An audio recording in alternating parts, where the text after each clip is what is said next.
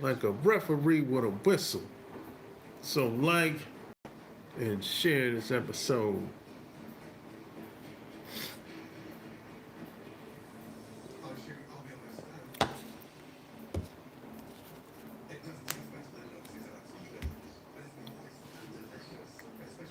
It's going down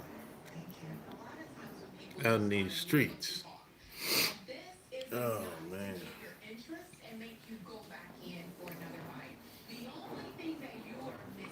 I'm gonna turn this TV off.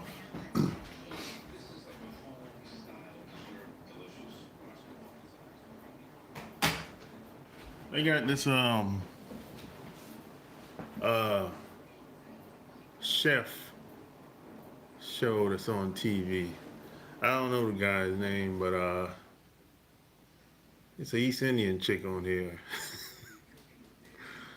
She got a big ass, but her mind is, I don't know. It's gonna be somewhere else. I can tell, you know. Yeah, you know. What looks good don't mean it's good for you. You know what I'm saying? If she got that nice ass and tits, East Indian chick, man. Yeah, no, it's everything is not, you know, everything's not good. What looks good, if it looks good, that don't mean it's good for you. You know, I've learned that the hard way. You know, I'm telling you. But hey, man, like and share this video. You know, it's a pretty interesting show. I forgot the white guy's name. If I knew his name, you probably would know. I don't look at TV like that, but you know, I don't really look at TV at all, to be honest, unless it's a movie. But other than that, no, you know. But you know, I wanted to come on here a little bit. It's after 8 on the East Coast. So I know a lot of people probably getting ready to hit the sack, gotta go to bed, getting ready for the job tomorrow. But you know, I'm like a night owl. I stay up late most of the time, and I sleep day and night. So it's, you know, I just do what I got to do and go to sleep as much as possible.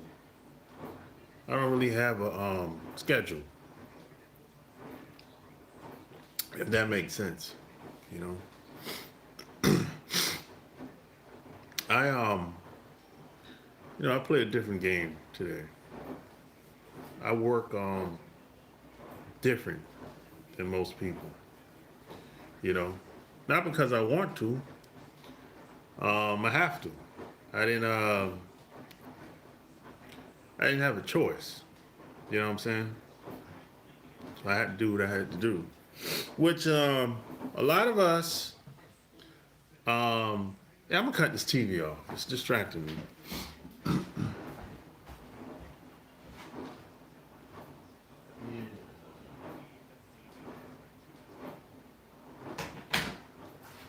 Yeah, I'm mute the cut TV. Oh, that was distracting me. A lot of us, at some point, even if it's a short term, long term type of deal, a lot of us have to do what we have to do sometimes. You know, and a lot of stuff that I'm doing today, I never wanted to do it. I didn't ask for it. Now I might be good at it. Yeah, I'm good at certain aspects of what I do, and most of it's online, by the way. I'm good at it, but If it was up to me, man, I would just went to Ivy League school, and I probably went to Princeton or Harvard, one of them schools like that. Or no, I'd have went to uh what's that damn school in Alabama? Institute. Uh yeah, I done went there. The school in Alabama. It's a tech school, university. I forgot the name of that shit, man. That's where I would have went to, but I didn't know that back then. And the reason why I would have went to the university in Alabama because I know this now. I didn't know that back then. They do they work with the government, and they're one of those schools that's just like MIT. You know what I'm saying? You know what up? What up? They're one of them schools that's just like MIT. I think it's Alabama. Uh, Damn, I can't remember. Yeah, one of y'all might know. What's the school that's in Alabama that's into technology? It's one of the biggest in the country. I can't remember the name of the shit. You know, but I wanted to go to MIT. This is like years ago. This is like 25 years ago now. But I couldn't get, I couldn't get the money to go there. That make a long story short. I couldn't get the money to go there. I didn't have enough money to go to MIT. But and then I thought I wanted to go with the DeVry. That didn't work out. And back now, if I knew what I knew today, oh, I think it's the Alabama Institute. I think that's the name of it. I think that's the name of it. You know, if I knew what I knew today, I could have went to all them damn schools because I would have came up with the money. You know, yeah, Tuskegee. Yeah, there you go. That's it. Yeah, that's it. Yeah, Tuskegee. Yeah, yeah. If I would have knew what I knew today, I would have went there, man. I would have loved that shit. I would have loved being a student there. Oh man, that would have been a dream for somebody like me. Preacher to the one choir. Yeah, yo, man, yo. That if I would have went to Tuskegee, bro, back in the day, I'm talking like after I got out of high school. Oh, that would have been a dream for somebody like me. I would have been so damn happy. Because, see, I thought at the time, we got a troll up in here, I guess, whatever. I thought at the time that there was only one MIT. That's what I thought. I didn't know. Because you got to remember back then, this is in the 90s. There was no internet. You could not research and do any of the stuff that we're doing now. So, and I didn't know anyone that went to Tuskegee. So, I didn't even know anyone that was from Alabama. No, I didn't know anybody that was from Alabama at the time. So I had no clue. And that was a long way. I'm from South Carolina. From South Carolina to Alabama, that's a long way. But yeah, man, I would have been happy as shit if I would have went there. You know? But hey, man, it didn't happen. You know? Didn't happen. Yeah. You know, but hey, man. It was what it was. But let me tell you, the reason why it didn't happen, and this is why it has a lot to do with this video that I'm doing. The reason why it didn't happen because the game is rigged. The game is rigged against you and me and anybody else. That,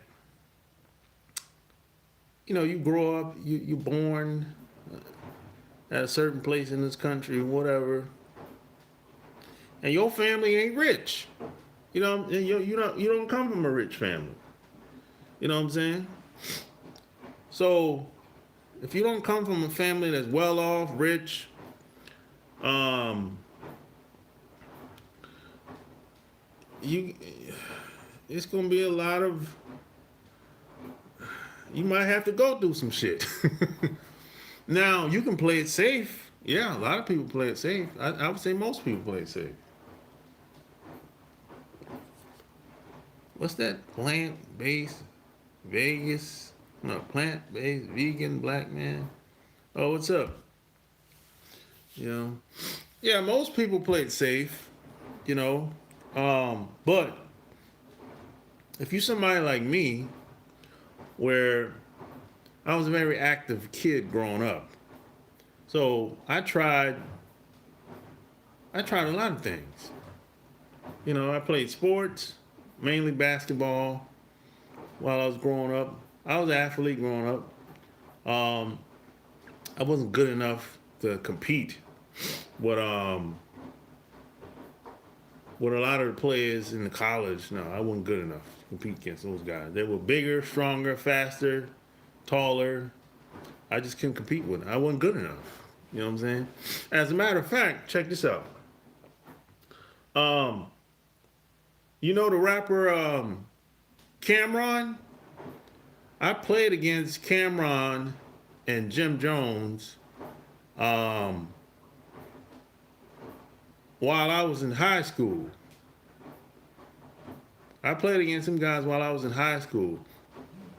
One of those guys had some relatives in Florence, South Carolina. So they used to come up, they used to do shows back in the day in Florence, South Carolina. And this is when DJ B Lord was on fire in Florence. I mean, he's still around, but I think he moved to Columbia. DJ B Lord.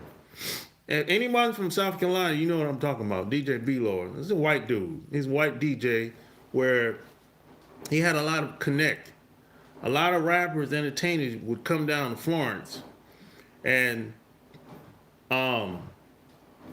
Jim Jones and Cameron was on the court playing basketball. And I played against these dudes, and I could not compete with them dudes. They were better than me, you know? And that's when I realized that when it comes to basketball, there's different levels to that shit, this shit. There's different levels to that shit. See, where in my neighborhood where I'm from, in the country, I was good against them. I could whip their ass. But when I went to Florence, Columbia, shit, even Myrtle Beach, I could not compete against them dudes. You know, I couldn't. And I realized that the only way it pays to know somebody that went to the next level, that went to college and competed, that went to the NBA and competed. Because they'll pass down that energy, that wisdom to you. But at the time, I didn't know anyone that made it in the NBA. So my basketball career was over. By 17, I'm like, oh shit, it's over. I can't compete against these dudes out here. They whipping my ass. You know what I'm saying? That's what it was. What it was. So from there, man, I just I had to get into something else. But at the time, I didn't know what it would be until after I graduated high school. After I graduated high school, I didn't had out. You know, basketball is something that I always wanted to do. You know, but when I graduated high school, I didn't know what I wanted to do. It took me about 2 years after high school to decide that I wanted to get into technology or something to do with computers, at least. And that's what I did. And that's what I do still to this day.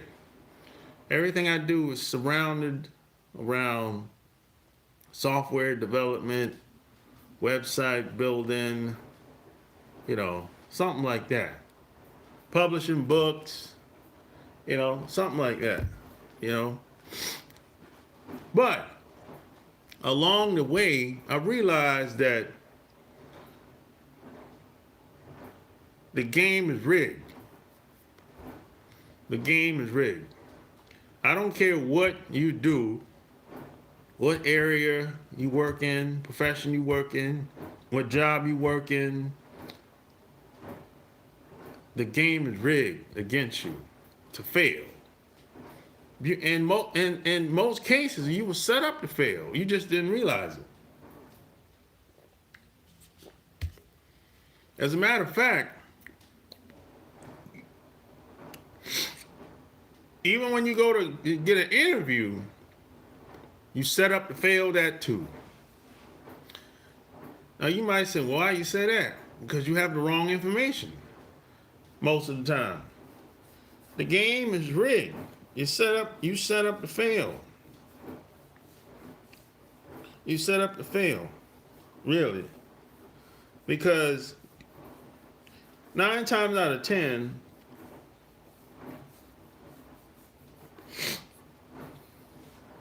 you have the wrong information about whatever you're trying to do or whatever you're trying to succeed at. That's what I learned. And I'm one of those guys, I've tried a little bit of everything. I've tried direct sales. It took me a long time to get good at that. And eventually I moved on. I did public speaking. That was cool, but there's a lot of politics in that. Then I came online. I'm still doing that, but see the difference between the online world, what it used to be back in the day, it's not like it is today.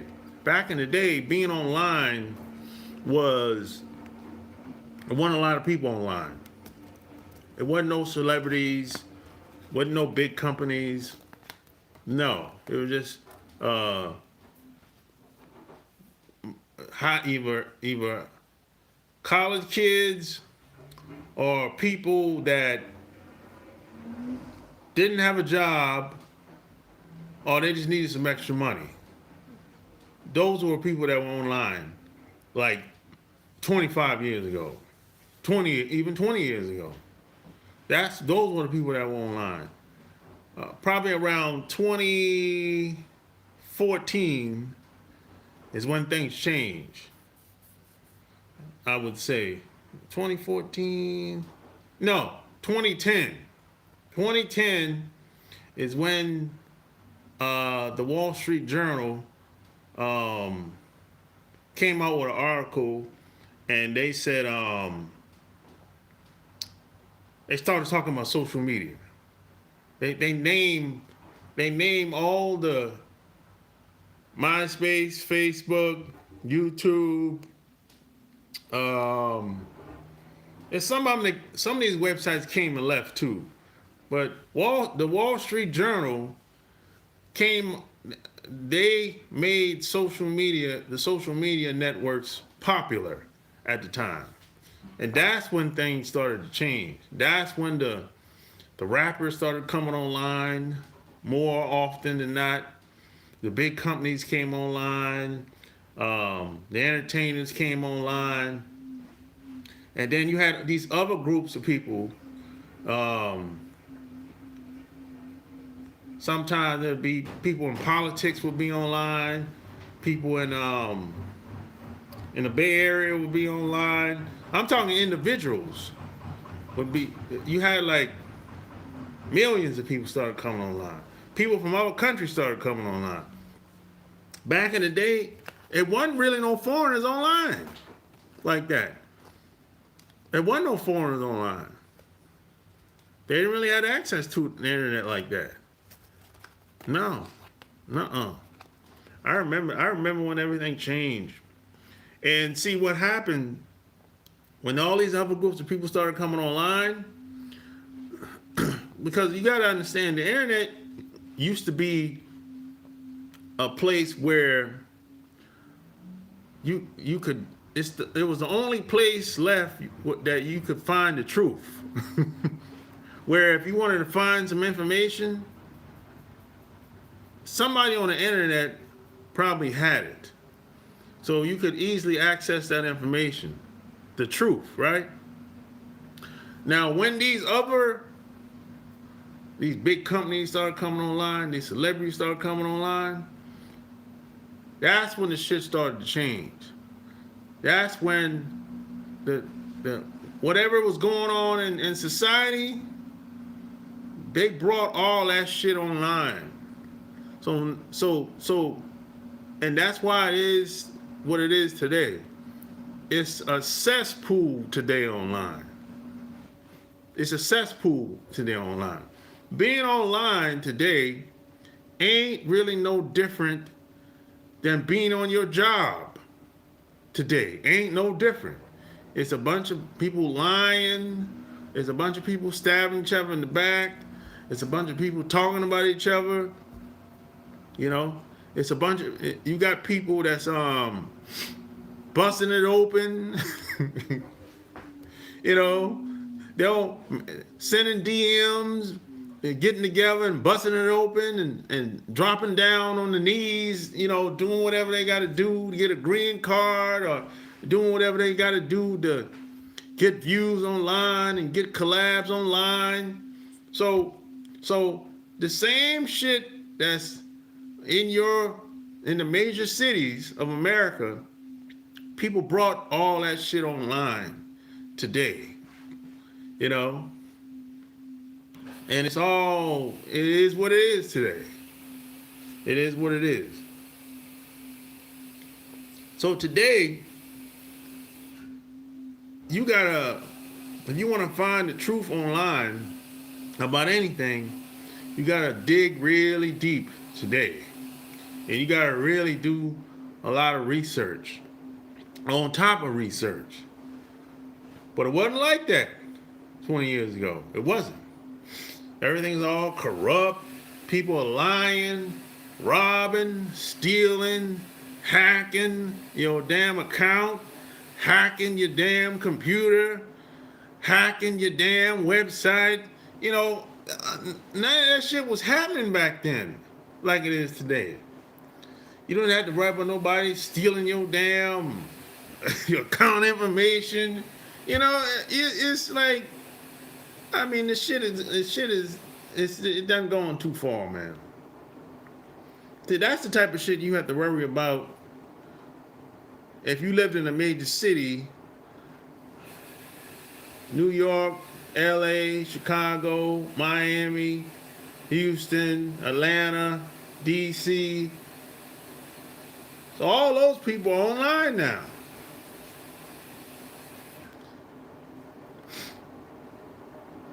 So, and this is the reason why a lot of people don't do very much in life, because they have the wrong information. Because they go online to find the information. And that's not the best place to go today, to be honest. I'm just being honest. You know, I mean, there's a bunch of lies being told online. Just smash the like button. There's a bunch of lies being told online today. And it's everywhere.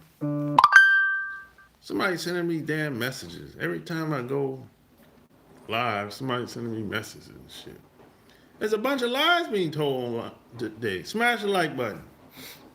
There's a bunch of lies being told. More than ever. I don't care what you're trying to get into, somebody's lying about it, about something. Real estate, sales, relationships,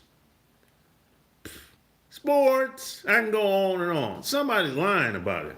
Somebody's lying about something online, in a video. Somebody's lying about, I don't care what it is. Gold, money, business. Somebody's online lying their ass off about it. You know, they lying. I'm telling you, boy, they're lying. It's all lies. It's all lies. You troll, get up out of here. Even that guy right there. Hopefully it's a guy.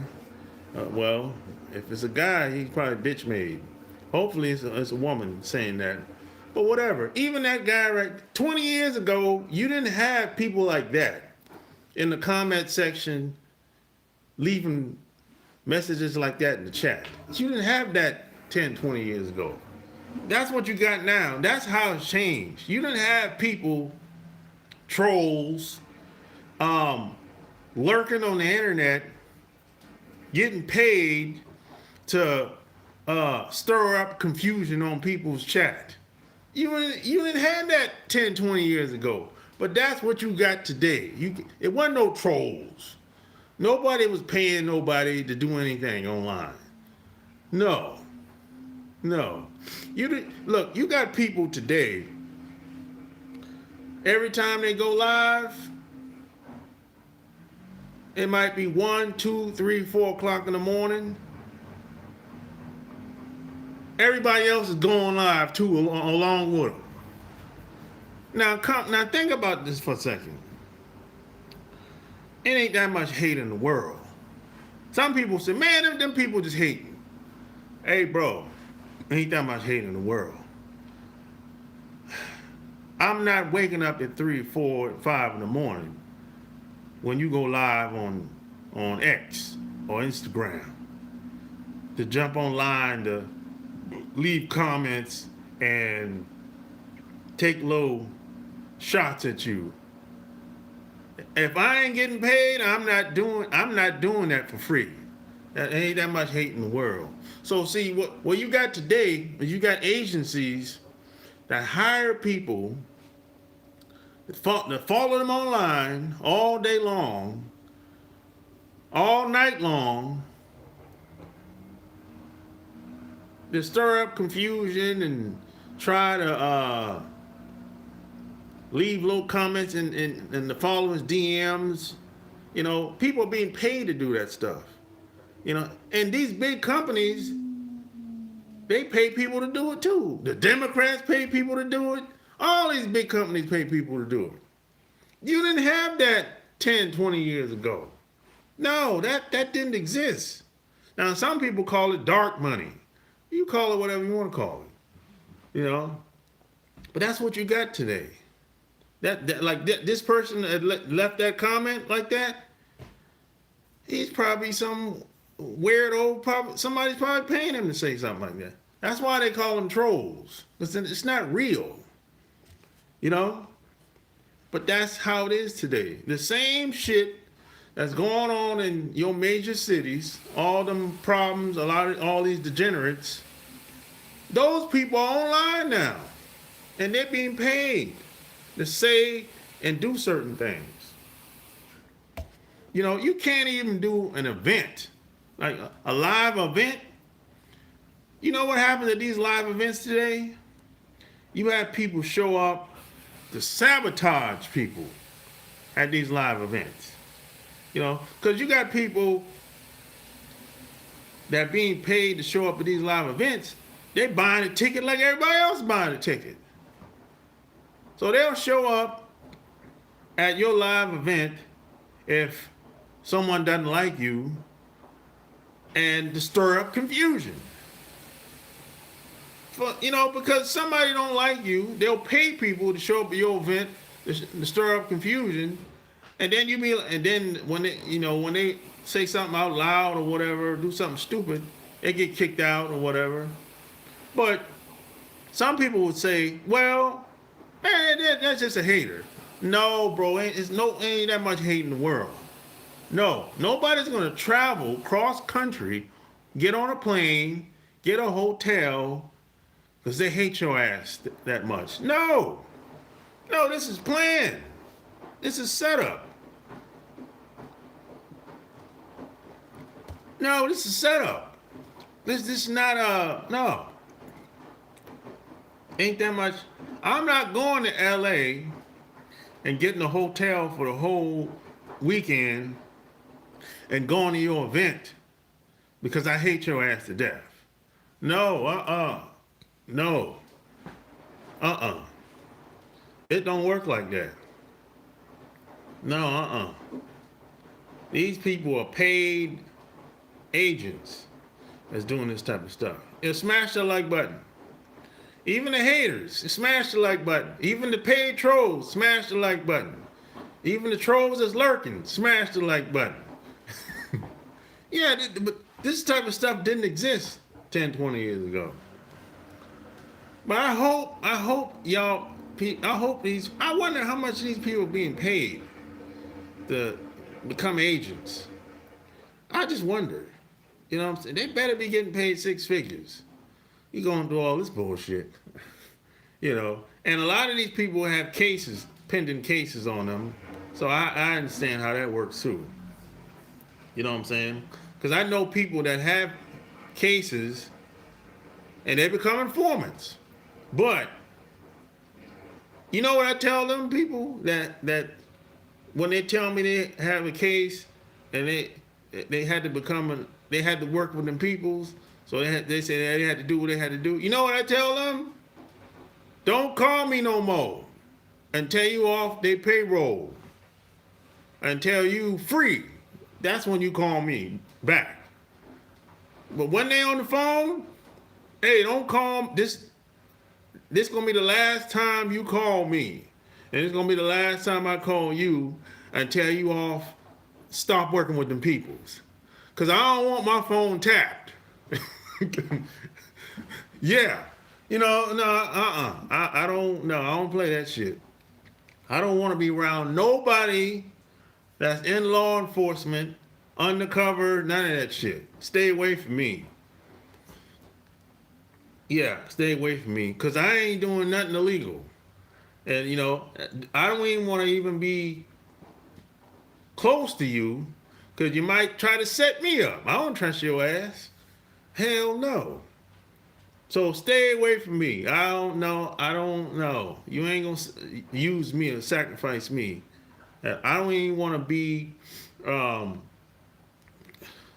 in your circle. I don't want to be around you at all if you in any type of law enforcement. Period. I don't care if it's a family member. I don't care. You know? But this type of... And those people are online today. Yeah, all them people are online today. All the degenerate, backstabbing, some of them are your classmates. Some of them you probably went to college with. Some of y'all might have family members. They're all of them online today. And then you have a bunch of foreigners, they're online too. You know? And that's where we are today. That's where we are today. You know? That's where we are. Things have changed drastically. Online is it's like a cesspool today. It's like a cesspool. It's not even close to where it used to be. Being online, it used to be positive. People would celebrate people. People would big up people. They would support people. Not today. If someone doesn't like you, they tear you down. They'll send 50 to 100 people to tear you down, leave bad comments on your timeline. Come on, man. Yeah, man. Look, I ain't never left a bad comment on nobody's timeline or comment section in my life since I've been online. And I've been online for 20 years. I ain't never left a negative comment on nobody's timeline. If I feel like I have to say something negative, I'll just leave. I'll just leave. But I know you got some people that are miserable, and some people are being paid to leave bad comments on people's timeline. So I know how it is. I know the game. That's why I wrote this book. That's why I wrote this book. That's how this book came about, basically, because, and I always said, even back in the day, I was one relationship away from really figuring all this shit out, because I met someone and they pretty much introduced me to another world, basically. And a lot of stuff that I was introduced to, I didn't like it. However, I was taught by my parents that it's a good idea to see the world how it is and not the way you want it to be. So I never forgot that.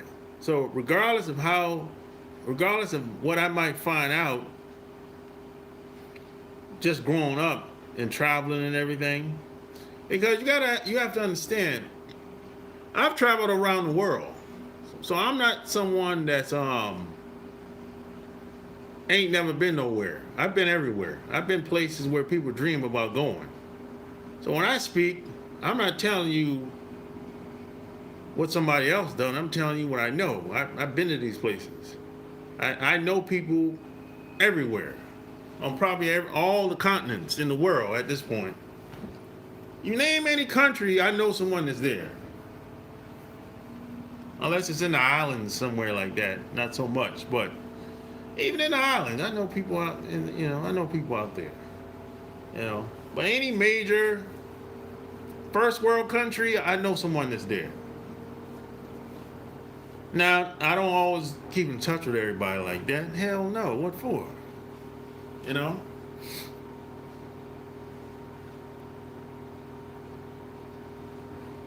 Tell you the blueprint on how you get where. Where you trying to go? I ran out of I'm gonna get me another drink. Hold up.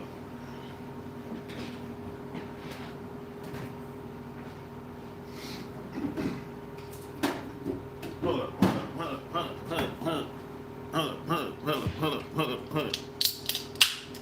Where you trying to go?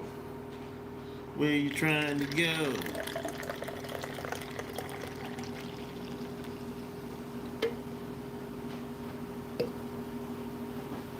Hold up.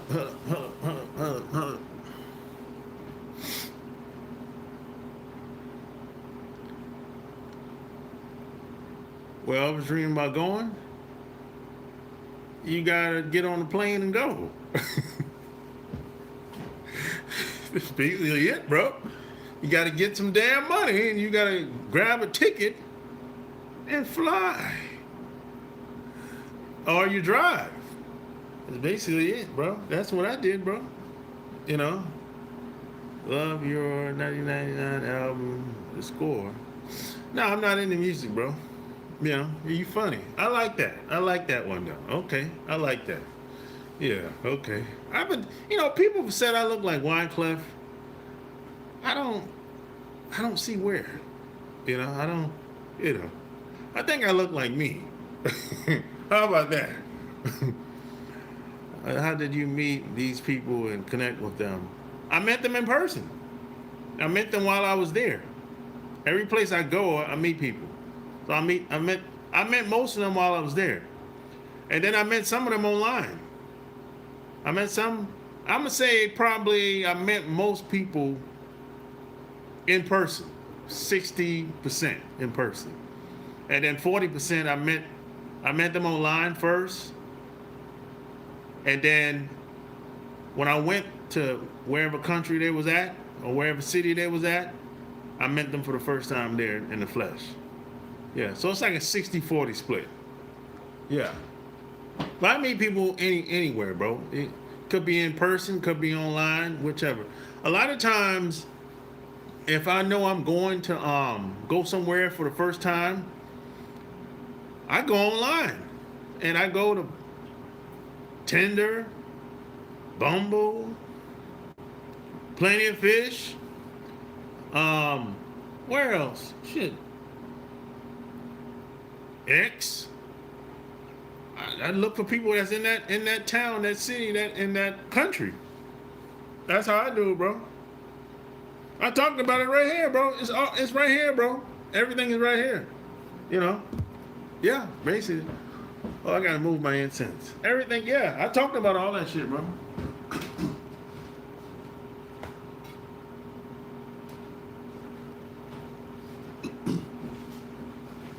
Yeah, the name of the game, man, is to take take what you already know how to do and find a way to make the most money from it. I don't care what skill you got, what skill you have. Take what you have and blow it up. But here's the deal. You can't do everything.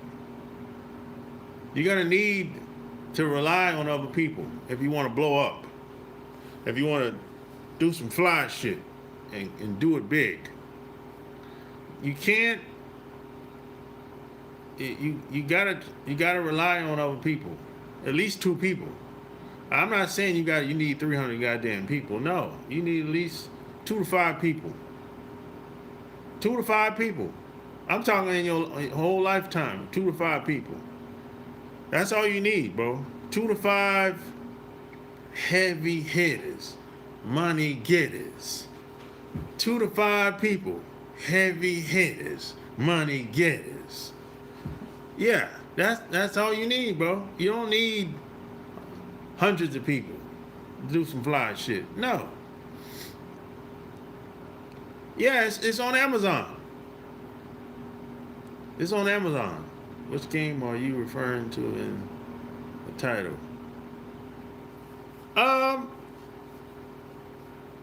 I'm just talking about how to just how to live, man. How to live a better life. You know what I'm saying? It takes.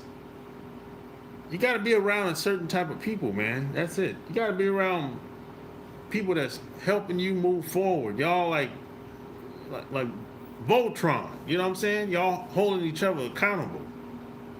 You know what I'm saying? See, most people are negative. Most people are negative, man.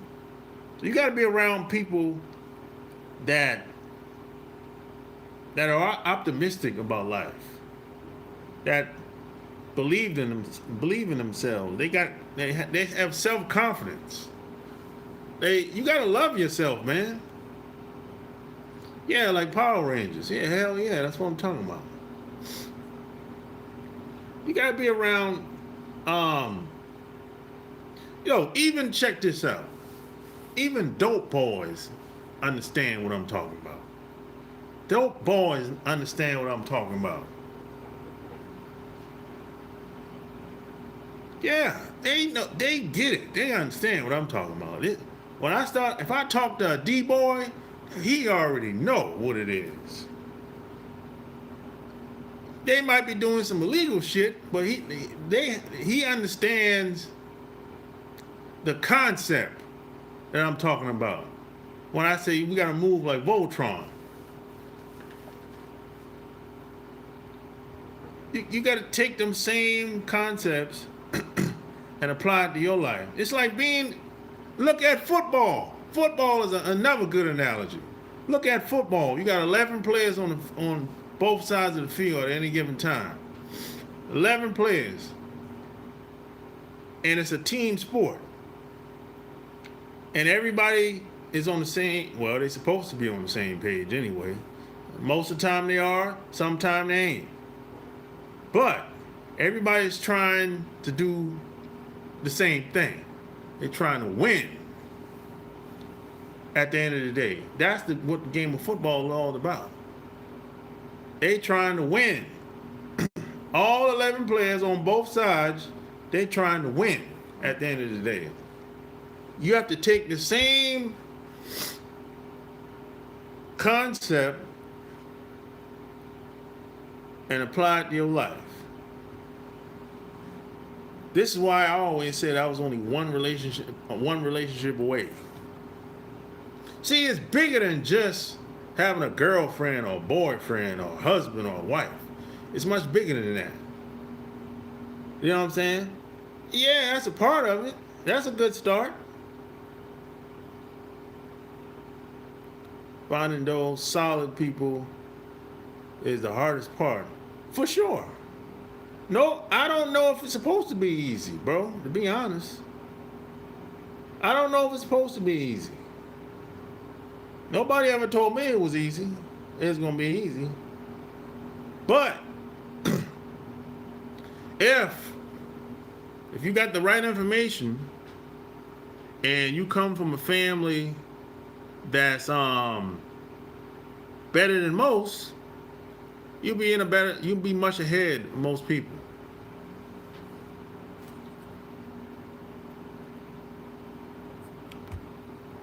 The reason why a lot of us struggle when we're young because there's no structure. There's no structure. So a lot of kids they go through trial and error, and then we get into areas of activity. We don't know the rules, the engagement. You know, they say, hey, take this paper. So hey, what are the qualifications for this job? Or what are the qualifications for this loan? Or what are the qualifications for this, for that? So they give you a list of rules and qualifications, but it really ain't like that. It really ain't like that. There's another way around. There's a front door and a back door. See, that's what I'm talking about. Everybody don't get jobs the same. Some people go through the front door. Some people go through the back door. Some people go through the side door. You know what I'm saying? That's what I'm talking about. It's more than one way to do damn near everything. That's what I'm talking about. Oh, hold on. I gotta plug my phone up.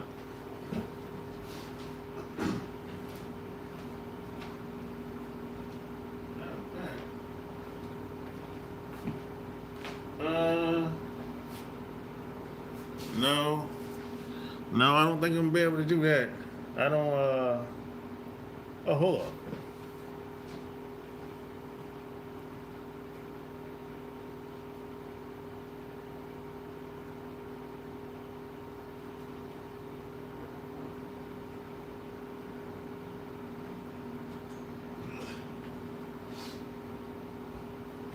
Hold on. I think I'm, hold on.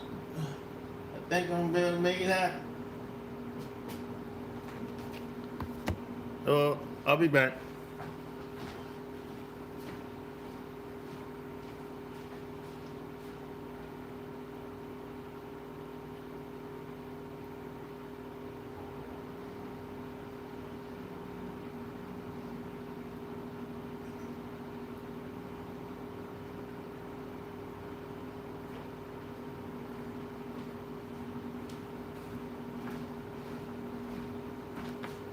Hold on.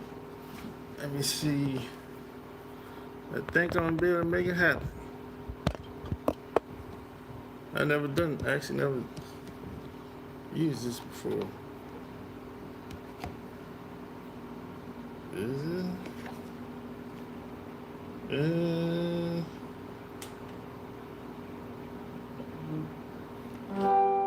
Yep. It's working. I'm powered up. Yeah.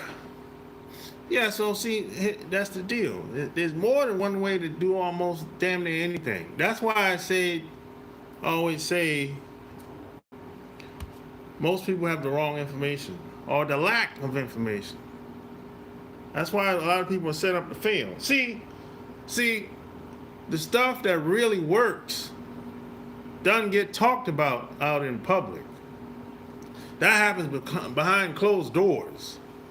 That's what I hate that shit. I hate that shit. Like people online will make statements like, I'll give you an example. I heard someone will say something like,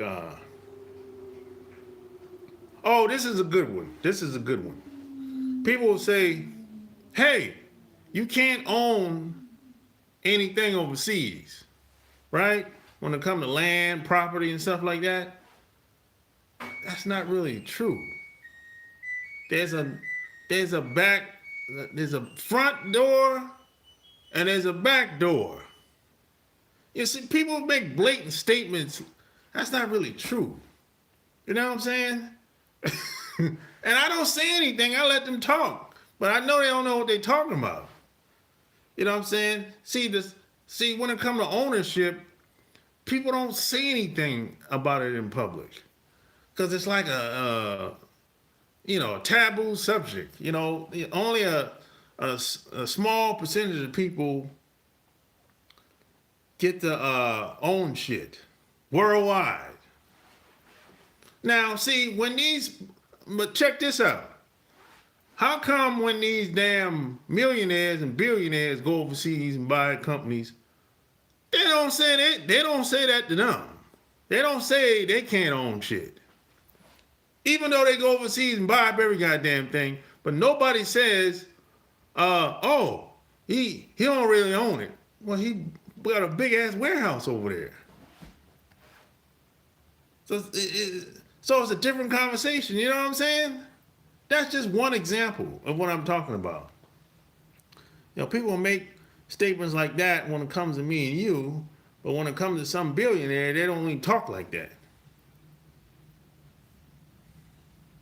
See, that's the game that's being played with us.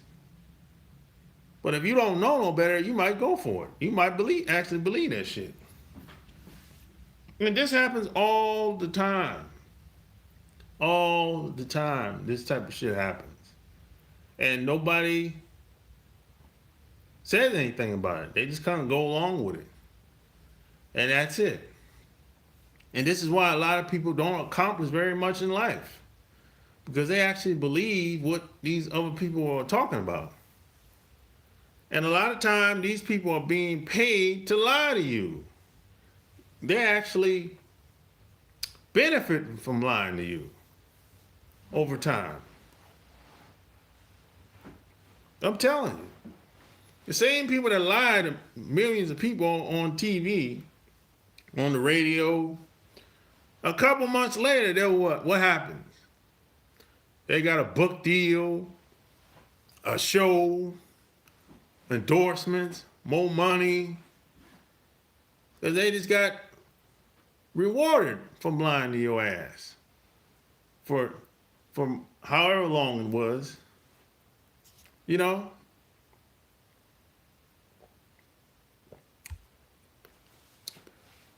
That's how it is, man. They'll say stuff like, well, I'm going to give you another example. Well, if you have bad credit, you can't buy nothing. Now, we know that's a lie. Past couple months tells you that's a lie.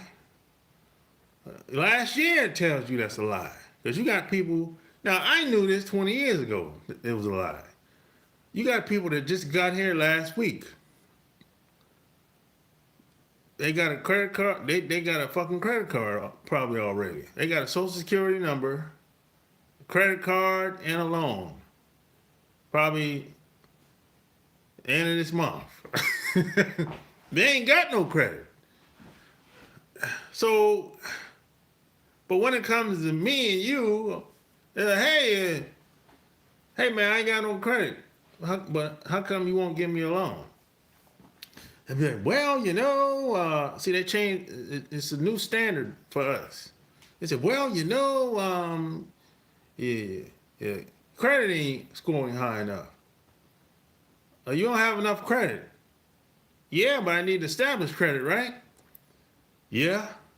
Well, how come you won't take a chance on me and let me establish credit for the first time? They're like, well, yeah, that sounds good. So I said, well, let's make it happen. Well, we can't do that here. You got to go someplace else. Well, you just told me what it takes for me to establish credit, right? You just said I have to, I have to open a line of credit somewhere, right? So why it can't be with you? Well, we got different rules here. But meanwhile, the foreigner just got here, right? He doesn't have to do anything. He doesn't have to apply for anything. They'll send him a letter in the mail. He'll walk in there with a letter in the mail. Hey, I just came in the mail the other day. And the person name on the letter and every goddamn thing. Boom. He ain't got no credit either. See how the game is. See how the game is rigged. The game is rigged, and it's like that in all areas, like activity. That's just one. Those are just two examples. I can go on and on forever. I can go here. I can stay here all night talk about this type of shit. You know. I tell you, I'll give you another one. They say, if you want to buy a house, right? You gotta pay what? 3% down, 5%, whatever. Right? Yeah. Okay. Them foreigners just got here. No money down. They didn't have to do anything.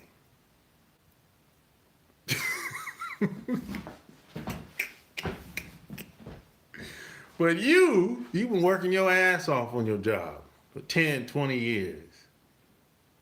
And you might have tried to buy a house instead of getting turned down for whatever reason. You know, maybe you got a medical bill or child support, whatever the case. On the West Coast during the pandemic, I think Washington State, I think they had a state wide fund, zero money down. Anybody, zero money down. Especially if you were a foreigner. And meanwhile, I'm a veteran, right? I gotta apply for every goddamn thing. I gotta apply for, whether it's a house or investment, anything, I gotta apply for every goddamn thing.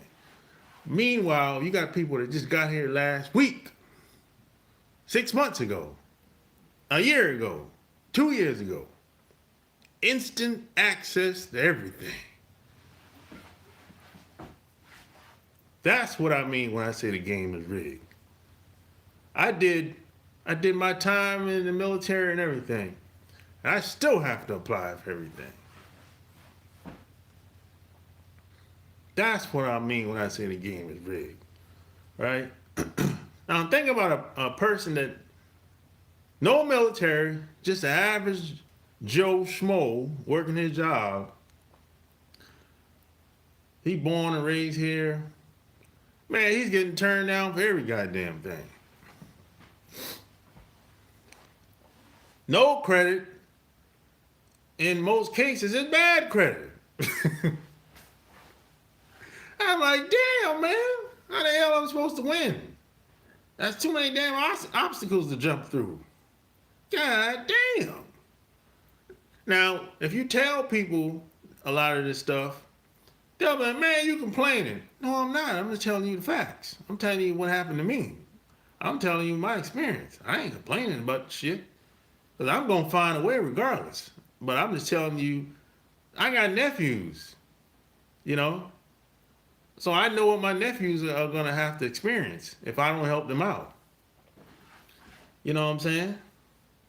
But I'm just giving you facts, you know. And meanwhile, see, a lot of these people that come over here, they already know how to get the money anyway. People have nonprofits and have all kind of government programs going.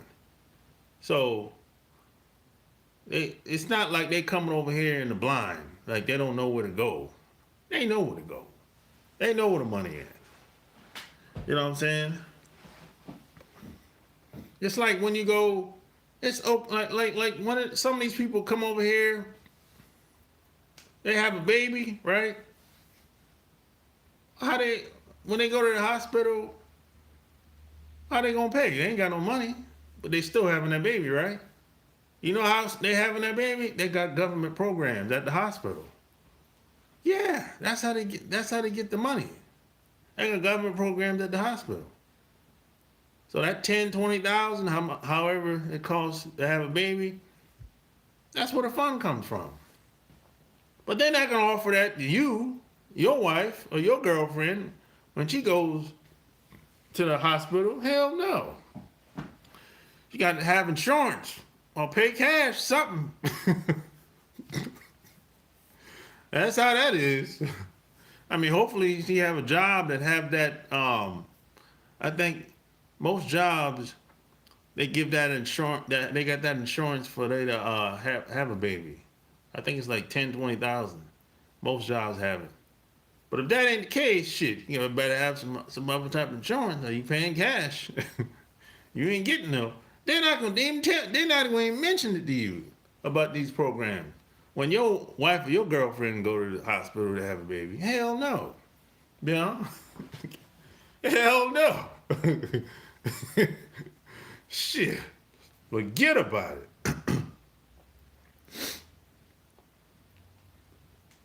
This is why a lot of us, we find ourselves overpaying for a lot of shit. And the reason why we have to overpay for a lot of shit, because nobody's giving us anything. You know, nobody's giving us anything. If we, you know, and a lot of us, man, we can't really afford to, we don't really have nobody we can call up and say, hey, man, loan me a couple of dollars. Most of us don't, we don't have no rich uncles. Most of us don't have no rich uncles. Most of us don't have no rich uncles, man. We don't really got nobody to call.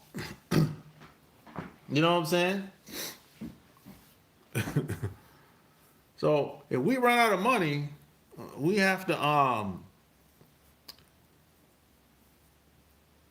find other means, you know, to generate funds. Most of us, and we can't afford to make a lot of mistakes.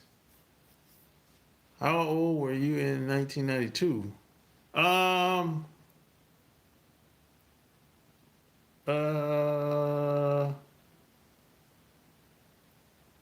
17. 17, 18. Why? How old were you in 1992? That's kind of a weird question, bro.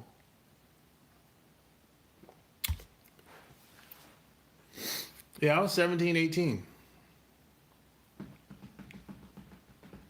Something like that.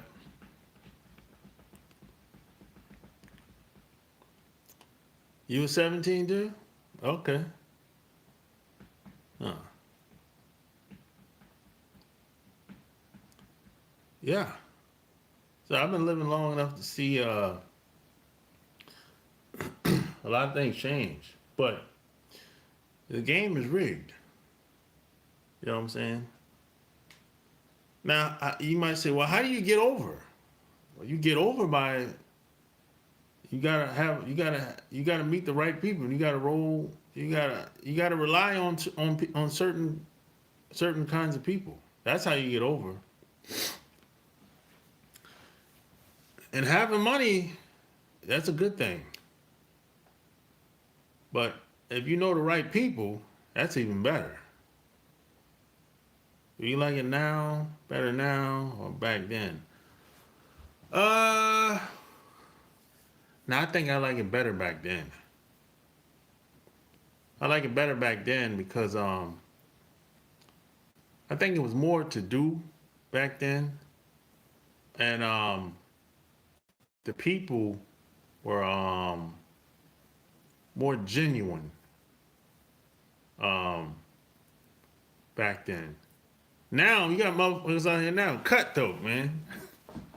People out here, they cutthroat out here now. You didn't have to worry about a lot of at least I didn't really have to worry about a lot of nobody stabbing me in the back or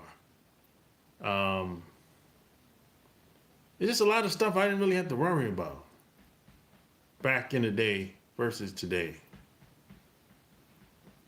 Yeah, it's like, yeah, I think I like back in the day better. I think so. What about you? You like back in the day better or now? I like back in the day better. Yeah. It seemed to be more fun back then than it is today. Yeah, people don't really. In fact, you got to think about it. We were very active. We were outside. Kids today, they kind of stay inside the house playing video games, antisocial. And even some of the adults today, they kind of antisocial. They on the internet can't get off the goddamn internet, man, and meet people. It's not, we were outside back in the day. We were like traveling, going to city, town to town, meeting people in the flesh. Yeah, we were outside, man. There wasn't no damn internet back then. Like it wasn't no social media like that. We were outside, man. We were kicking it back in the day. We were kicking it, man. You know what I'm saying? It was more fun. I think people were more genuine. Um, People respect people much more back in the day than it is today, too. Um, I think once, this is just my opinion. Yeah, this is what I saw. Once you have people from the outside coming in the mix, that's when shit started going downhill. Because you have to understand, other groups of people, their concept of respect doesn't mean much. They don't mean much. They don't really care nothing about honor and integrity and respect. They don't really care nothing about that shit. Somebody that's that deserves respect in your town or your city, abroad from a bitch from Nigeria will stab him in the back in a heartbeat. That's what I'm talking about. They don't really care nothing about honor, integrity, respect. They don't care nothing about that shit. They don't care nothing about that. So when those people started coming around us, that's when shit started going downhill, bro. In my opinion, that's what I saw. That's what I saw. It's that's what happened. I seen it with my own eyes happen like that. I'm talking like in the major cities. In the small towns, that's different. Small towns is still small towns. It's the same. But in the major cities, that's what happened. Yes, I was outside back in the 1990s. My mother told me when the street lights turn on, come in the house.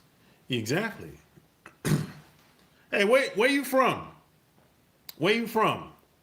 I'm gonna put my clothes in the dryer. Hold on. I'll be right back.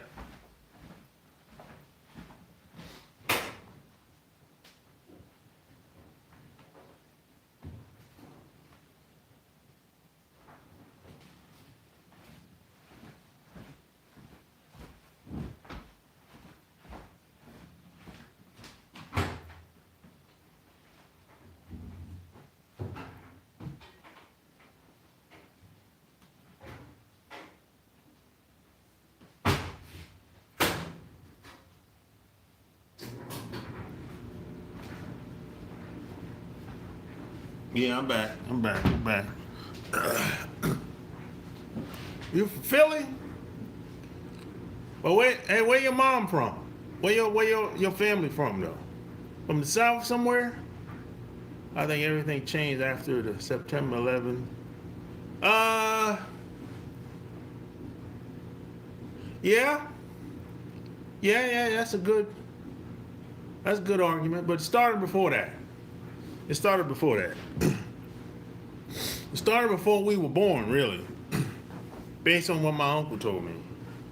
My uncles were in New York. They moved to New York in the 50s and 40s and 50s. It changed after Martin Luther King got taken out. That's when it changed. Yeah, it changed when Martin Luther King got taken out. Because that's when a lot of foreigners started coming over here. Remember? That's what happened. Yeah, my uncles, they lived in New York. And they started coming over here, and thousands and thousands of people started coming over. They started going to New York, Chicago, LA, after Martin Luther King got taken out. That's when it changed. It started before September 11th. Yeah, that's when it changed.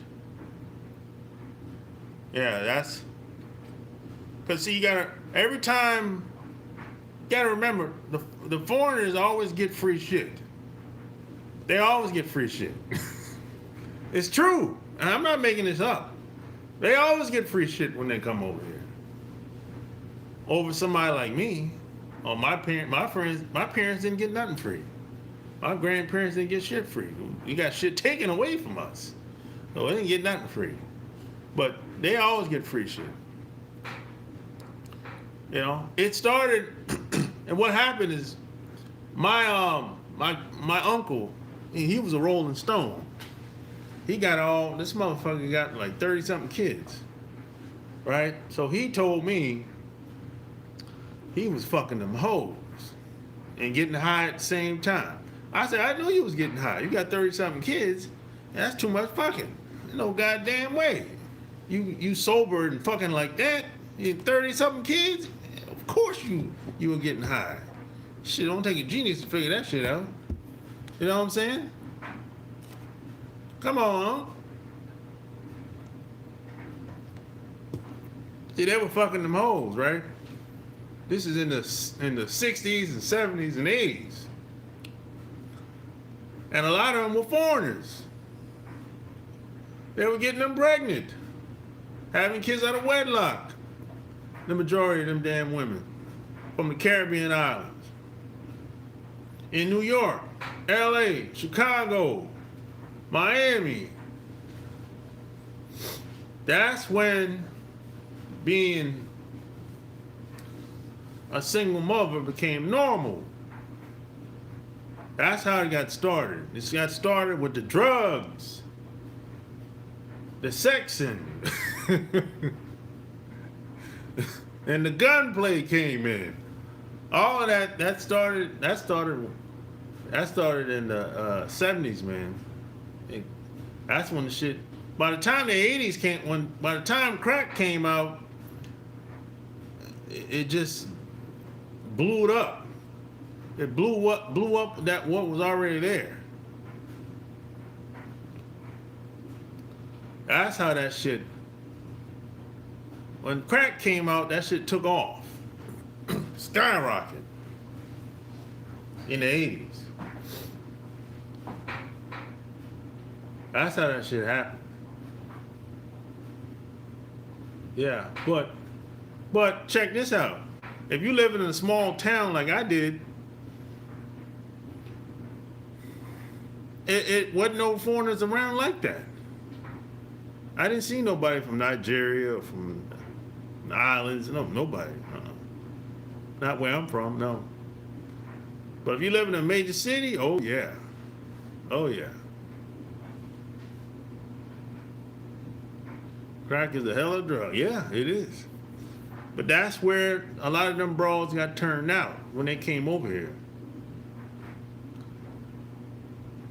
Everybody was selling that shit in New York, making a killing. Damn near my uncles, I think damn near all my uncles were selling.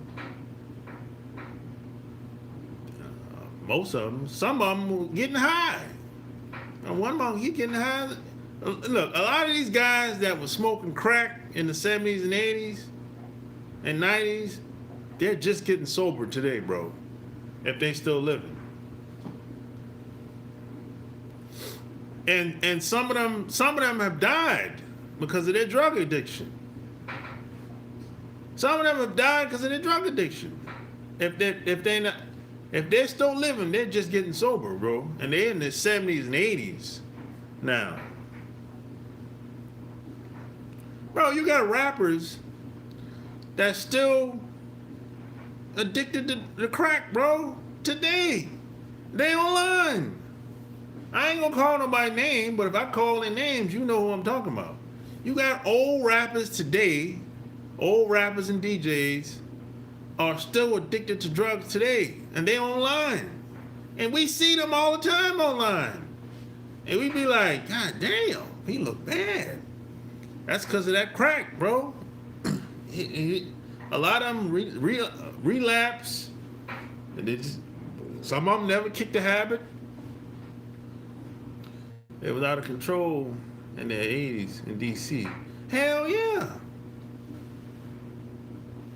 Hell yeah. You look like you fitting to steal the air conditioner out somebody's window. Bro, I got air conditioning in the backyard, bro. Yeah, I have money. I don't have to steal.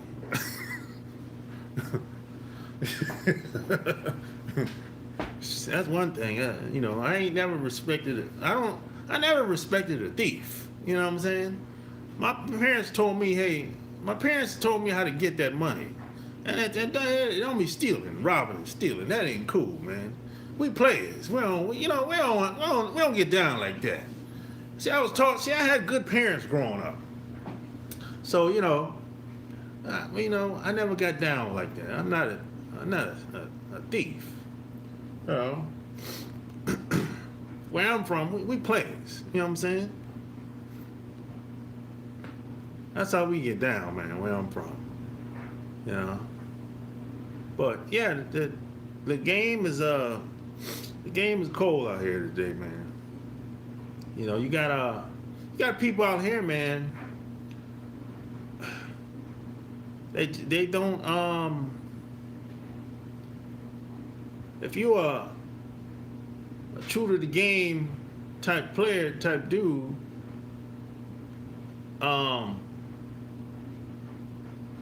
they don't respect. They don't really have a concept of what respect is.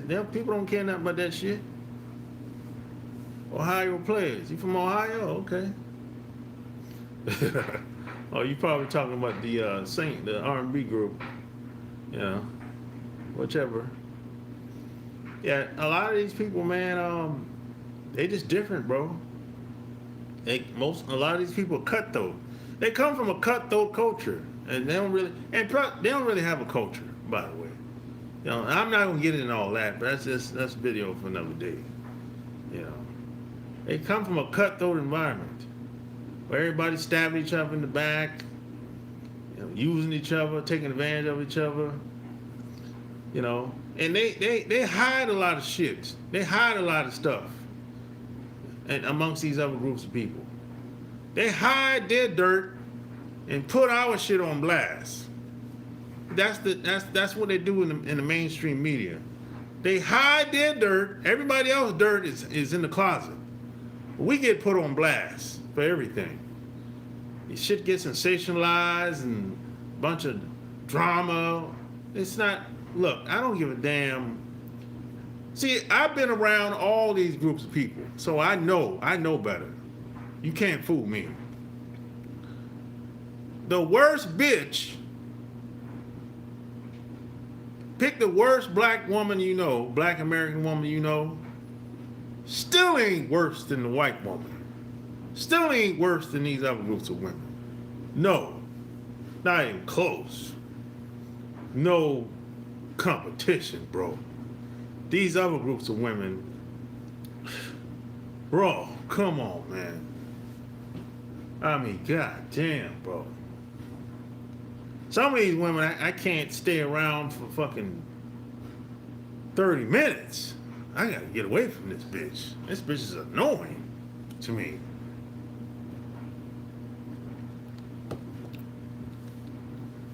I mean, you got some of the worst women on the planet, bro.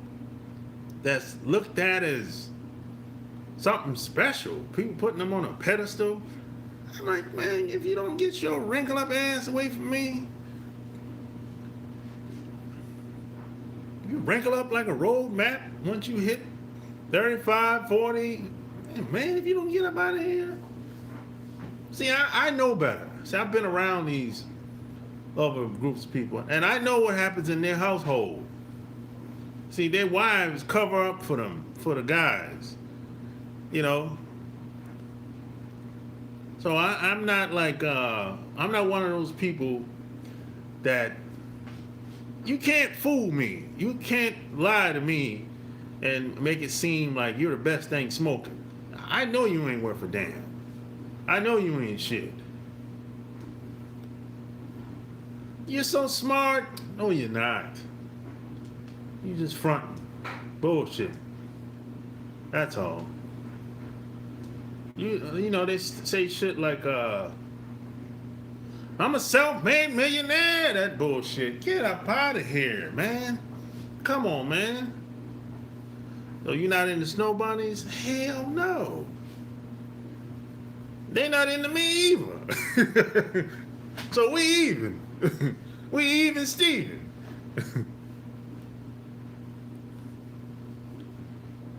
Nobody's no self-made millionaire. That's bullshit. But they got these magazines, Forbes and whatever. They're on TVs, making it seem like this guy or this gal is like they did something. They did something that was so unique. No, you just got a fucking government contract. That's all. Cut it out, man. You just got the deal. That's it. But don't make it seem like you the best salesman in the world. Cut that shit out, man. Damn. People are so dishonest. And they make the rest of us feel bad if we don't know no better. Because if he got $1 million deal or $1 billion deal, they're going to be like, they come out with this old rags to riches story. I was broke. My mom was a whore. My dad was an alcoholic. He came from the hood. He came from the backwoods of Kentucky. His parents on welfare. And look at him. What's your excuse? If he can do it, you can do it. It's that type of bullshit story. Cockamamia. Cut it out. We hear versions of stories like that all the time. It's bullshit. Cut it out, man. Everybody's not going to be able to get a government contract. That's just reality. If you get it one time, you going to get it for life. That's how it's set up. Everybody's not going to be able to get a big deal. The hardest deal to get is the first time. It's kind of like buying a car. If you buy a car the first time, it's going to be the hardest time. But once you do it one time, you'll be able to do it again. And again. And again. And again. And again. It's like buying a house. Or buying an investment property. The hardest time is the first time. After that, you'll be able to do it again. And again. And again. And again. That's how it works. The hardest time to do it is the first time. But everybody ain't going to be able to do it. That's just reality. That's just what it is. And a lot of times it ain't really got nothing to do with you. It has to do with the person that you're talking to. If you meet the right person, you can make something happen. That's what this book is all about. Meeting the right kinds of people. That's why I wrote this book. It's about meeting the right kinds of people. Doesn't matter where you are in the world. You got to meet the right kinds of people. And you don't need 100 people. You don't need 50 people. All you need is 2 to 5 people. That's all you need. 2 to 5 people. That's it. You don't need to be running for office to do some fly shit and make something happen in your life. You don't. You don't need to be cool with everybody. You don't need to kiss ass. You don't need to do any of that. All you got to do is be the best person you can be and learn as much as you can learn. Make as much money as you can possibly get. Try to use whatever skills you have to make as much money as you can. Travel, meet people. Try to find people that's looking to do something. looking to build something, looking to do some fly shit. They believe. They believe in themselves. They love themselves. You know what I'm saying? But the hardest thing is to getting started. Meeting people is the hardest thing. Just like anything in life. Getting started is the hardest thing. But check this out. Once you do it, once you meet one person, and you're going to meet the next person. And you meet the next person. And you meet the next person. And those people going to meet somebody. And the other person will meet somebody. And it'll go on and on and on like a domino effect. Because one person you might meet, they might know 10 people that's down with whatever y'all trying to do. The next person you meet might know 20, 30 people that's down with whatever. You know what I'm saying? It's like a domino effect. What up? Who's that, Jordan? What up, Jordan? That's how it is, man. It's a this life, the game is a people's game. That's what this shit is really all about. I don't care what you're trying to do. You trying to do some fly shit, you trying to do some shit that, you know, probably never been done before, or probably it's been done before, but probably haven't been done by you. It's really a people's game. That's what this shit is all about. If you're trying to start a business, it's a people's game. You know, without people, you can't really you're not going to go very far. You know what I'm saying? You know how good you are, yeah, but you're only one person. You know what I'm saying? You're only one person. Some doors you're not going to be able to get into. But if you know a woman, she can get through that door before you. Because she's a woman. And that's just how it is. You know what I'm saying? And there's nothing wrong with that. There's nothing wrong with that. Y'all on the same team, shit, it's all good. Y'all both benefit. It's a team sport out here. Nobody's doing nothing by themselves out here. That's a damn myth. There's no self-made millionaire. That's a lie. There's no self-made millionaire. You've been lied to. Just like I was a long time ago. But that's how this book came about. That's how this book came about. And it's a bestseller already. God, I'll be goddamn. It's a bestseller already. God damn, man. It's a bestseller the first month. I'll be damned. Who would ever think that would happen? Little old me from South Carolina. Who would ever think that would ever happen? God damn.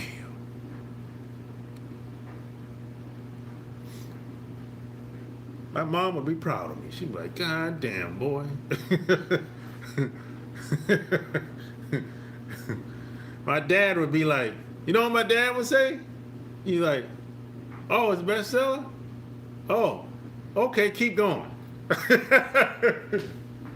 Hey, my dad, he was hardcore, man. He was hardcore, bro. My dad would be like, you ain't gonna get too much compliments. He'd be like, hey, you doing a good job. All right, keep going. We'll talk later. Yeah, my dad was hardcore, man. You know. Oh, shit. Who making your artwork for you? Oh, I found a girl. I came up with the concept, and the girl put it together. Yeah, I came up with the idea, the concept, and the girl put it together. It took me 7 years to find somebody. Cause you know what's funny? I'm glad you asked that. I went back. I had to go back to my last 3 books. And I put new covers on them. Like my book, Love Can't Wait, I got a new cover for that book. Because I didn't like it. I didn't like the old cover. And plus, so I got a hardcover for Love Can't Wait that came out last week too. And they were robbing me on Amazon for the soft the paperback book. So don't buy the paperback book no more. I got a brand new hardcover book of Love Can't Wait. And I found that girl, and like I said, I came up with the concept and she put it together. You know what I'm saying? And I didn't like the cover of that book. I just put it out because that's the best I could do. Because I couldn't find nobody that could take my vision and make something happen. You know what I'm saying? Yeah, so I like this. I'm proud of this cover. I like this cover. This is the best, probably my favorite cover so far. Yeah. You know what I'm saying? That's a good question. I'm glad you asked that. Because, it took me 7 years, bro. Think about that shit. 7 years, man.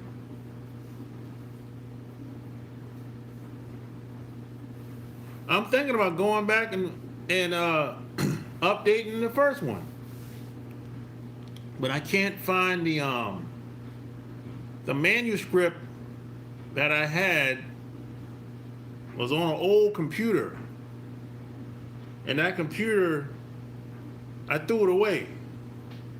So I don't have the manuscript no more for that first book. So I can't update without the manuscript. Very professional. I like hardback books. I appreciate that, man. Yeah, man. It is what it is. The game is cold out here, man. If you have to have today, the way things are going today, you have to be street smart. You have to be street smart in a corporate environment. Think about it. Let that sink in for a second.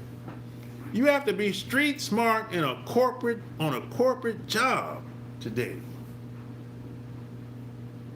God damn. Now, why is that? Because the streets have invaded the jobs. The street people that came from the streets are in corporate America today. That's why. Yeah, that's what's going on today.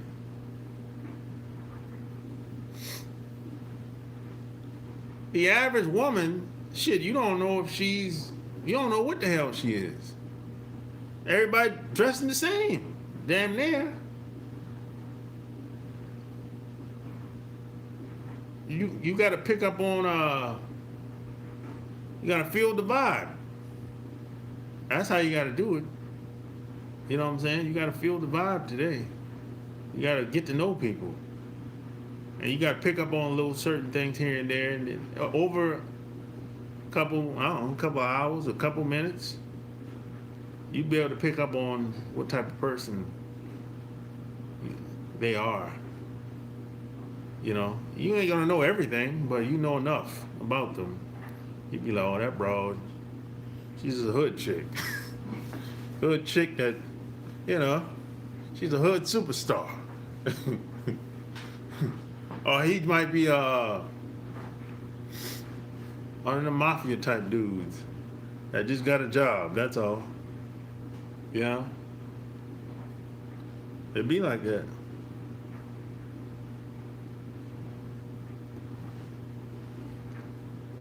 Only reason he got a job because he knew somebody. That's it. He didn't have to apply for the job online and none of that shit. Hell no. He'd applied for a job online, he wouldn't have got it. See, there's always a front way, a back way, and a side way. Nepotism, yeah. In anything you do, you try, there's always a front way, back way, and a side way. And there's a underground way too. The underground. I'm not going to get into that. I'm not going to get into that. There's an underground way too. I'm not going to get into that. That's another video. Shit. There's a dark side, You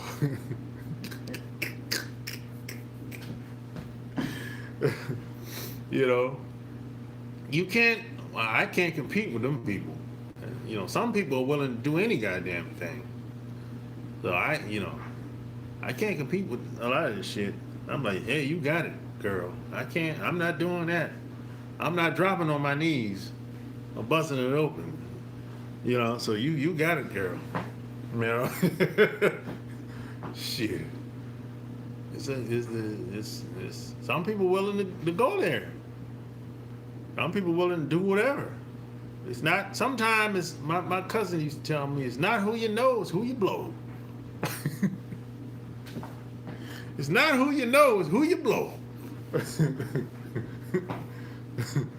Shit. Some of these women, man, they're willing to do whatever. They come through the door. Like, shit, who I got screwed? To move up this damn corporate ladder. My kids is hungry. Who I got to get to know? Who I got to blow? You got females come through the door like that today. First week. They scoping out who the movers and shakers in the room. It's a rite of initiation. Yeah, it can be. Sometimes it is. Certain environments. The music business, entertainment business is like that. As far as the corporate goes, it's like that. Yeah. Certain jobs, big companies is like that. Yeah, it'd be like that. If you ain't if you ain't willing to do what it takes, you ain't gonna get promoted on some of these damn jobs. You can forget about it. Shit, that's how it is. Hold up. That's how it is on these jobs, man. That's how it is, man. Shit. See, I'm not one that, I'm not gonna go along with all that shit. So most of these jobs, I know I ain't gonna be able to stay there but so long. 2 to 5 years, I'm probably gonna have to move on. I'm not going to no corporate events. I'm not going there, hanging out with y'all, going to the parties. I'm not doing that. So I already have a target on my back from that. I'm not going to no holiday events. I already have a target on my back already. And I don't talk very much on these jobs. That's the second target on my back. They will send the white woman over to me, or the Latina over to me, and be like, hey, how come you don't talk much? You don't like talking to us. And I'd be like, no, I just don't talk a lot. That's usually my response. She gonna go back and tell her other co-workers or supervisor what I said. That ain't gonna go over well.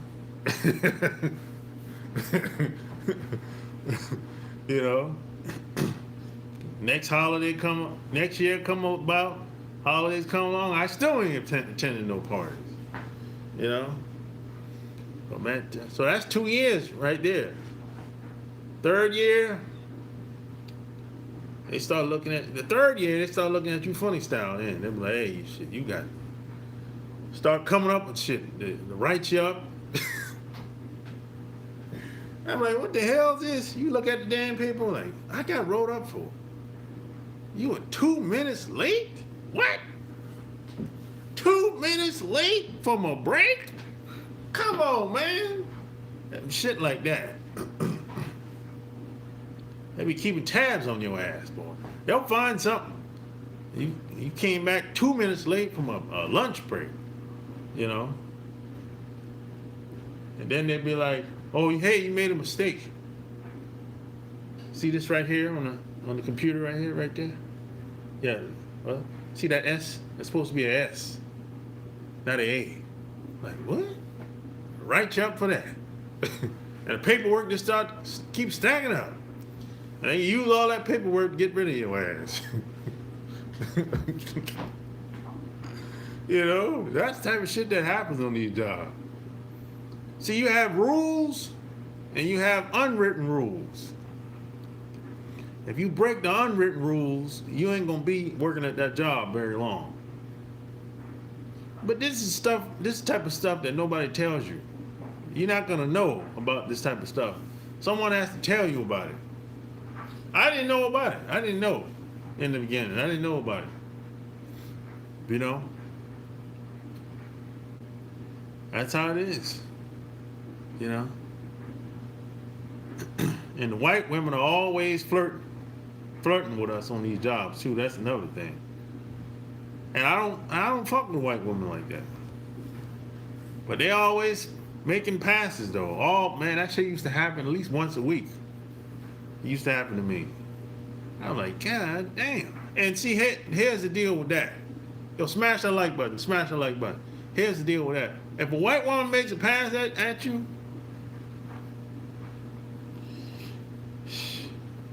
you can't respond like you want to respond.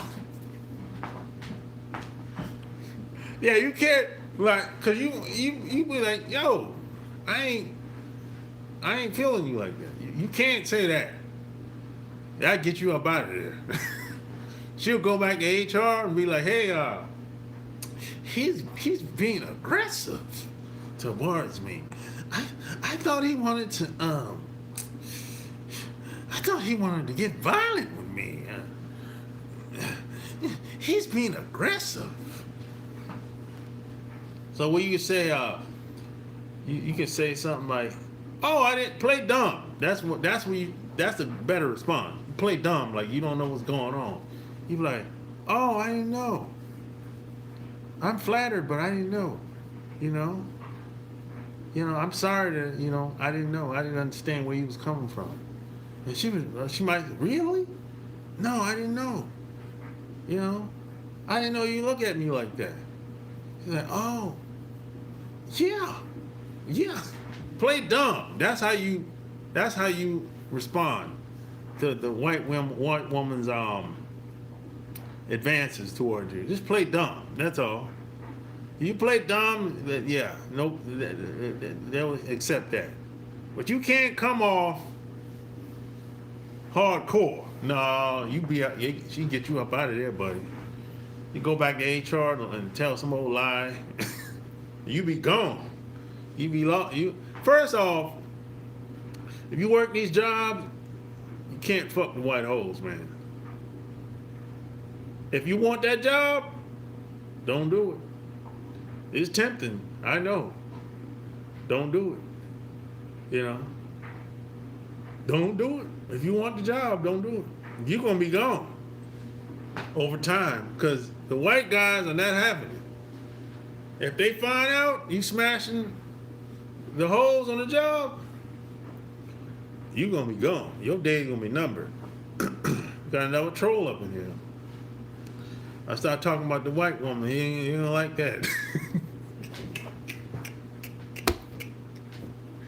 I know how. But I'm speaking facts, bro. This is my experience. This happens all the time. This is not breaking news to everybody. This is not breaking news at all. You can't fuck the white holes on the job, man. Don't do it. You're gonna be gone. I'm telling you. I've seen plenty of guys got let go because they made that mistake. Don't do it. And just play dumb when they make advances toward you. That's all you gotta do. Just play dumb. You know what I'm saying? You keep playing dumb long enough, at some point, she gonna make an outrageous she gonna make an outrageous advance towards you. It's gonna be so obvious. You ain't gonna be able to play dumb then. You're gonna be, she might sit on your lap, some shit on the job or something. You can be like, oh shit, this bitch wildin', huh?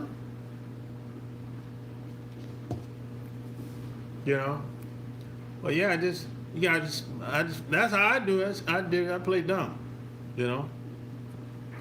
then she'd be like, that could last for long. When you play dumb like that, that could last for long, months, years. Yeah, that lasts a long time. You can play on that forever. Probably at least two. Playing dumb will get you another 2 years. At least. I'm telling you. I've done this numerous times. Yeah. Playing smart, no, that don't work. That's not gonna work. No. Being clever, no, that's not gonna work. No. No. And fucking all the holes on the job, oh no. That's no, that don't work. Is I still talking to Mike? Yeah, every once in a while. Yeah.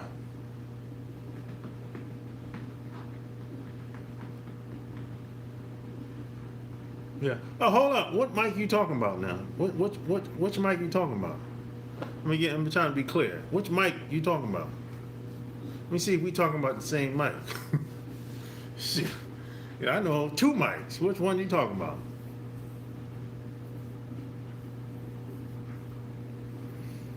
Yeah, see, in these jobs, or just dealing with people in general, it's a psychological game. It's a psychological game, And a lot of this stuff comes with experience.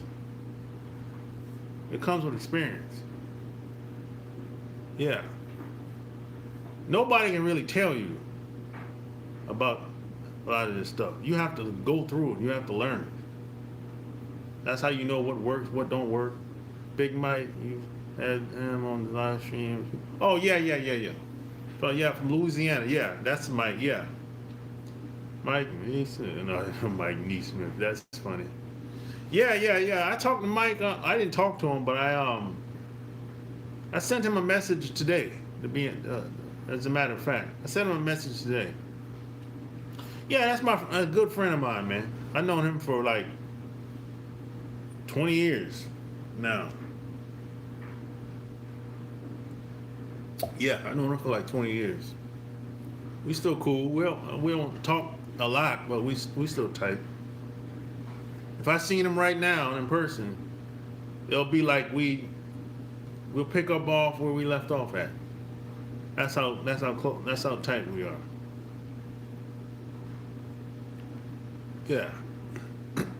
So see, I handle the in person, dealing with people in person. It's the same thing online. I put it right here. It's the same thing. It's a psychological game. It's a psychological game. That's what it is. Yeah, every time you send a message to somebody, it's the same words. Certain words tell somebody to do something or make a person feel a certain type of way. I do the same thing online that I do offline. But in person is way easier in person. It's way easier in person. The difference online is you have time to think about what you're going to send before you click the submit button. Bring him back on. Oh, bring him back on? I don't know, man. He said he wanted to come back on, but I don't know. I'll ask. I don't know. I'll ask him.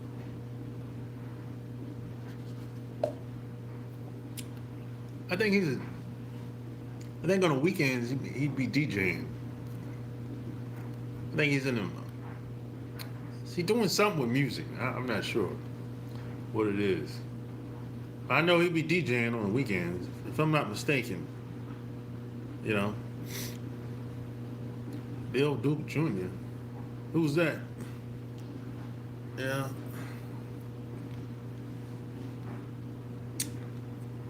Who's that? The funny guy.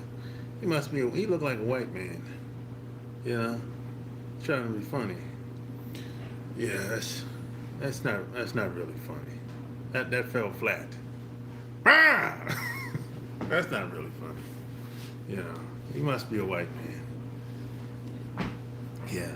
You know, a lot of these other groups of people, they're not witty. They don't really have no personality. They have a dry personality. The men and the women, they have a dry personality.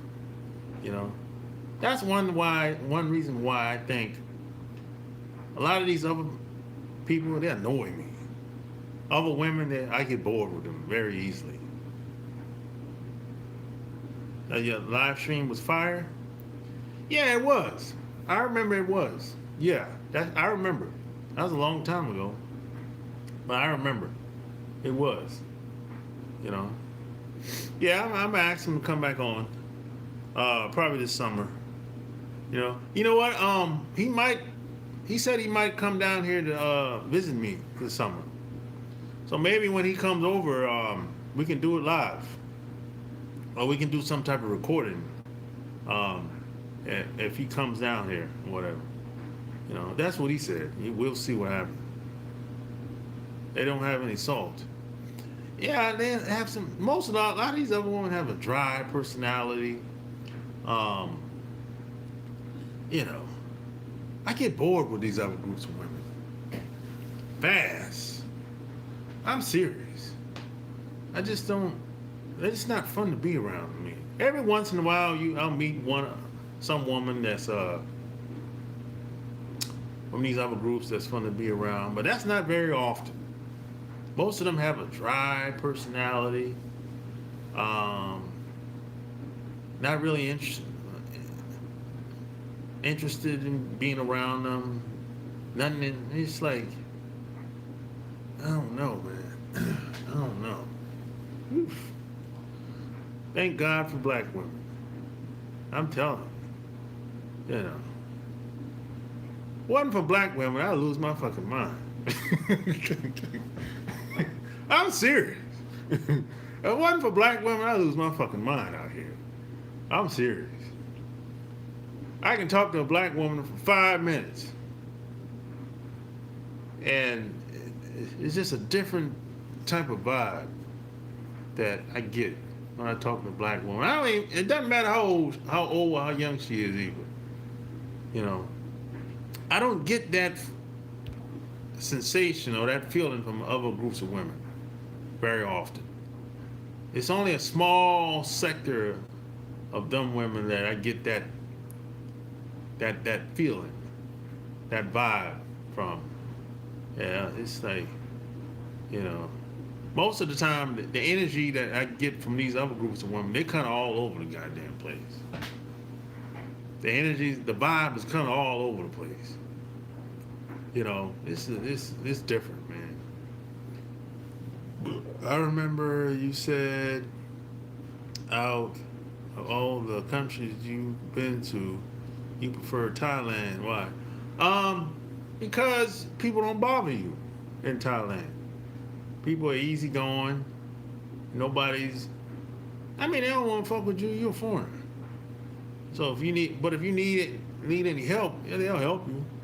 You know, but people don't bother you like that. You can do your own thing. Nobody gives a shit. Weather's nice. Those are a couple of reasons why. You know, it's not because of the woman. No, I mean the women are cool, but it's not just because of the woman. No, it's just a whole vibe. The weather's nice. I'm a beach guy. I like beaches. I like being around water. And the weather, people are cool. Ain't nobody trying to, give you no problems. You know, you can move and shake the way you want. You know, those are a couple of reasons why. You know. Yeah. Thailand, let me see, what is this? Another, I like, Thailand is one of the places. I like Hawaii too. I like Hawaii. Hawaii's nice too. But, you know, Hawaii's cool. Uh, Japan is okay. Yeah, but Japan is kind of went down over the years. It's kind of went down. Yeah, it's kind of changed for the worse. Yeah, yeah. Japan is at this point. Japan is a white European colony at this point. It done tanked. That motherfucker. They over there as cutthroat as ever. Woo, man. Any plans on possibly going back? Japan, Thailand? I went to Japan 5 years ago. Yeah, I didn't like it. For the first time. I didn't like it. And I've been to Japan many times. The last time I went, I didn't like it. It was a bad vibe. All the places I used to go to, it's hood. I'm like, damn. The bars and restaurants I used to go to, it's toe up to the floor. Stinking, smell like piss. I'm like, damn. Racism in Japan? Yeah. You can't get away from that shit. That shit is everywhere. Can't get away from it. There's white people that live in Japan. So, you know. And you have to always remember, Japanese people are the white version in Asia. Yeah. So that's how that goes. So a lot of stuff, the mentality, a lot of that stuff's passed down to a lot of Japanese people. I told the Japanese girl, I said, shit, y'all more white. White people and Japanese people have more in common than you really think. Y'all both like raw food. I don't. You know what I'm saying? They both like raw food. I don't. Y'all have more in common than me. So I'm like, hey man, it is what it is. And the Japanese people lean towards being white more than anything. You know, they put white people on a pedestal. I don't. I don't put anybody on a pedestal, but they do. So a lot of that mindset has been passed down since what? The 60s? I would say. That's when it got started.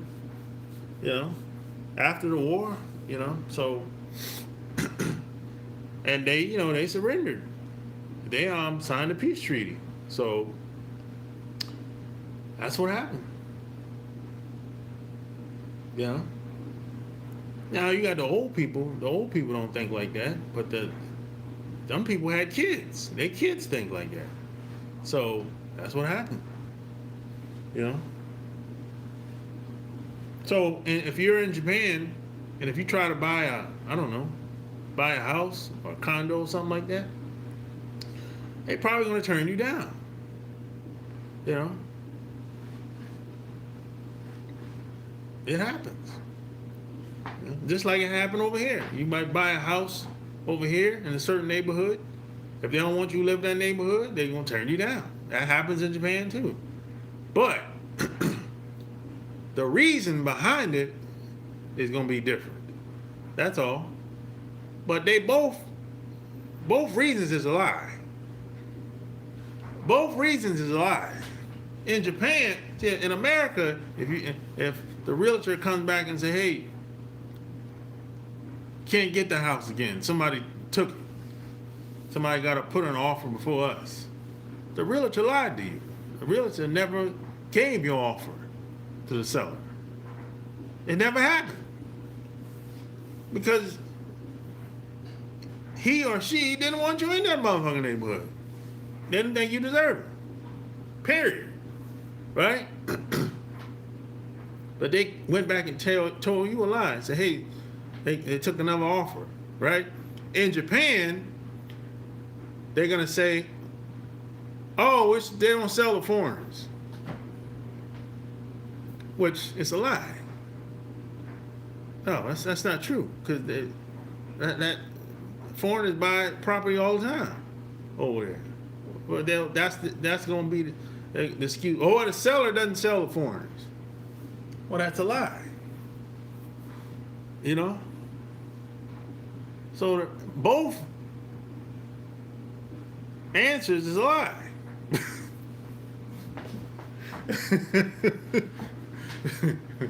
But you can't get away from that shit. You know? You can't get away from that shit. You're gonna run if you stay any place long enough, you're gonna run into it. Yeah, that's how it is. Don't try to run from it. I lean into that motherfucker. Shit. You know? I don't give a fuck. Cause see, I don't want to be around. I don't want to be around certain people. And they don't want me around either. So I'm cool with it. I blame that on all of the Westerners that's so addicted to anime. Yeah, that's that weirdo shit. I don't fuck with that anime. That's that weirdo shit. I always thought that shit was weird, bro. I just raise these kids now. They took that truck this morning. I swear it's gone. My insurance company putting me through it too. Who's that? Greg? There. Oh, okay. Airline cooked. No, food, boy, I got shit. What? You crazy. I don't got no hairline problem. You crazy. I just didn't comb my hair. That's all. Shit. I just got my hair cut a couple days ago. Shit. You crazy. I embrace it.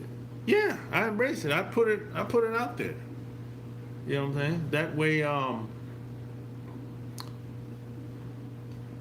people can stop pretending. That's all.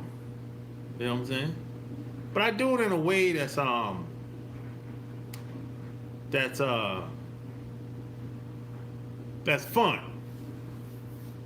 That's not confrontational. Yeah, I do it in a way that's not confrontational. People won't be offended. That's what I would say.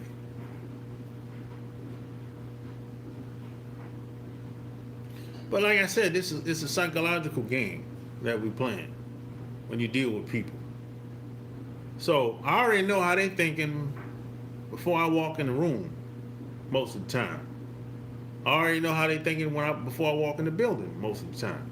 I have a pretty good idea how they thinking. So I'm never caught off guard. Ever.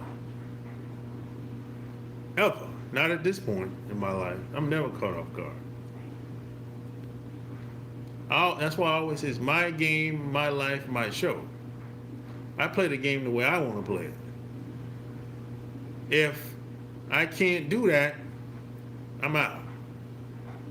Because if I can't play the game the way I want to play it, I'm going to lose in most cases. And that's been proven to be true for most people. You playing someone else's game, you're going to lose. You're going to lose damn near every time. You know, so I play the game to win. I don't play the game to lose. That's what it is. You know, if I can't play the game the way I want to play it, I'm out. I fold. Like when people play poker, I fold. You know, because I'm gonna lose if I'm playing by someone else's rules. Because most of these people are not playing fair. They're not honorable people. They don't believe in them being honorable and showing respect and doing the right thing, man, they don't even think like that. Shit, they get it by any means necessary. So, and I'm not like that. I don't do shit by any means necessary. So I already know with that mentality coming through the door, I'm gonna lose if I gotta play by them rules. So I got to go. I'm out. If that's what it is, you know, you got to think about it like that. Yeah. So that's how I roll, man, when it comes to that. But hey, I've been on there 2 hours, man.